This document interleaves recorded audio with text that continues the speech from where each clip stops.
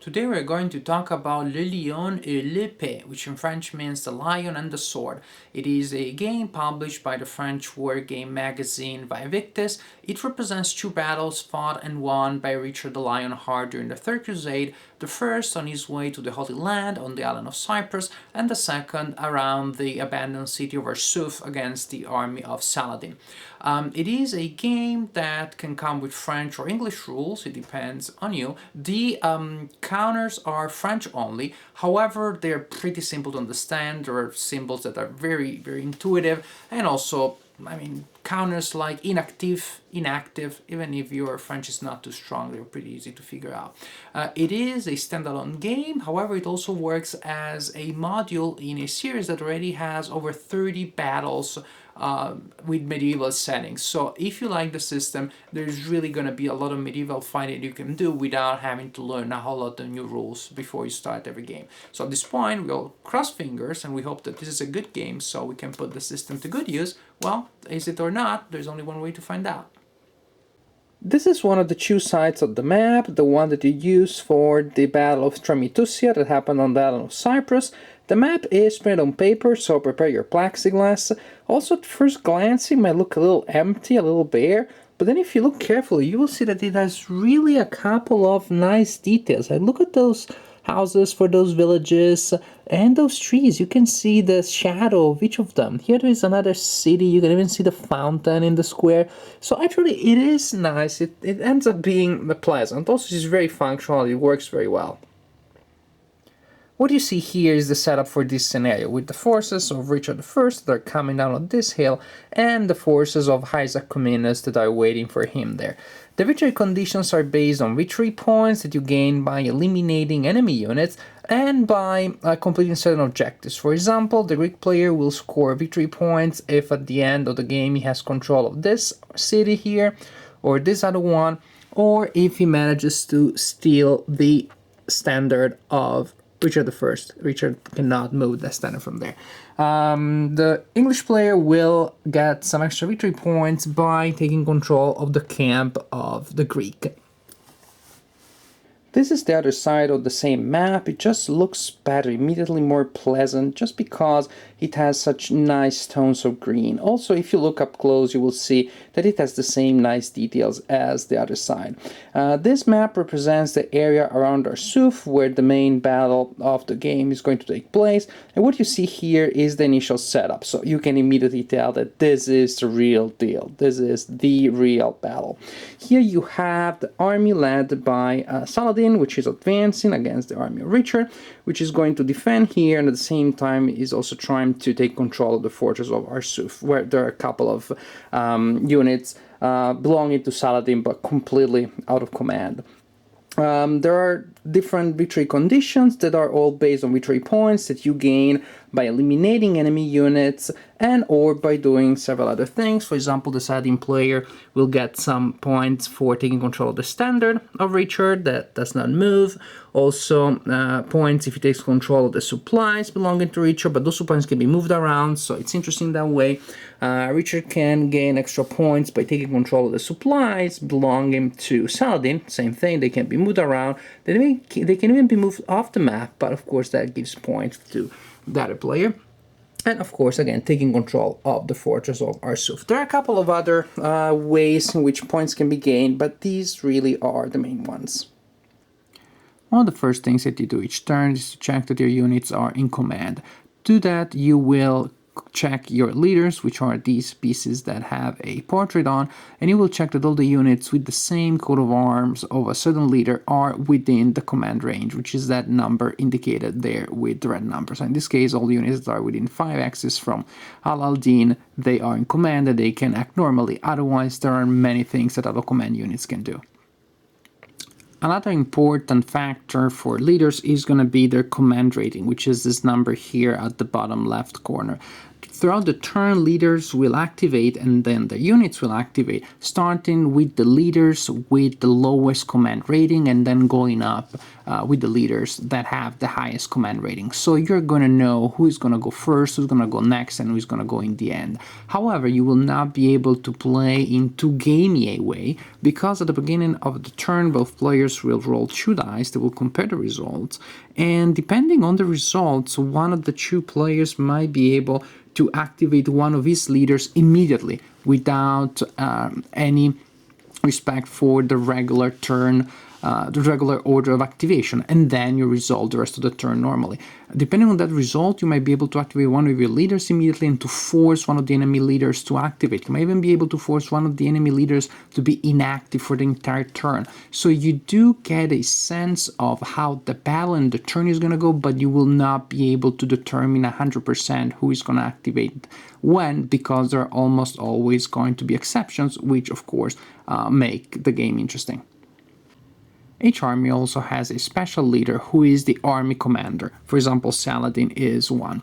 And the army commander, when activating, has the special ability not only to activate every unit of his coat of arms which is within range, for example, Saladin has 3, but just any and all units from any coat of arms in his army that are in range. In this case, for example, Saladin would be able to activate all of these units, even though they do not belong directly to him. When you activate one of your leaders, you can move any and all of his units that are within command range. This is a highly tactical game, so units do have facing, they have 3 axes or front axis, and they have 3 flank axis. Of course, they can move only in the front axis, they cannot attack, and they cannot move in the flank axis. They can be attacked through those, of course, and that's a huge penalty. This system also has artillery, which only has 1 front axis, but in this specific game of the system, the Lion and the Sword does not have artillery, so you don't have to worry about that. This game has a limited use of zones of control. When your units move adjacent to an enemy unit, they do not have to stop. All they have to do is to pay an extra movement point if they want to leave that hex, or to pay an extra movement point if they want to change facing while they are doing that. And you can change facing spending 1 movement point per hex side. Once all units of a certain coat of arms have ended movement, then they can start battle. And the different types of combat. The first combat to be resolved is range combat. Certain units, those with an asterisk by their combat strength rating, have the ability to fire at a distance, and in this case, for example, this would work, and the units of this type that have ended their movement not adjacent to an enemy unit, then they can fire on that unit. Of course, they need a line of sight. There's a special table that takes into account the type of firing unit, because they work differently, and the distance from the target. But that's the first thing that you do. You fire against your enemies. But units that have the ability to fire can also enter melee proper by simply ending their movement adjacent to an enemy. When there are units able to fire involved in a battle, then you have a special phase of the melee, which includes defensive and offensive fire. If the defender has the ability to fire, then he will be able to fire first. Well, this is not the case.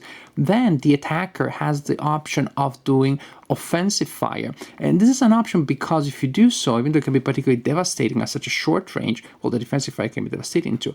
Anyways, even though it can be so devastating, then you have a penalty when the real melee starts. So you choose, you want to fire them or just send them in as fighters.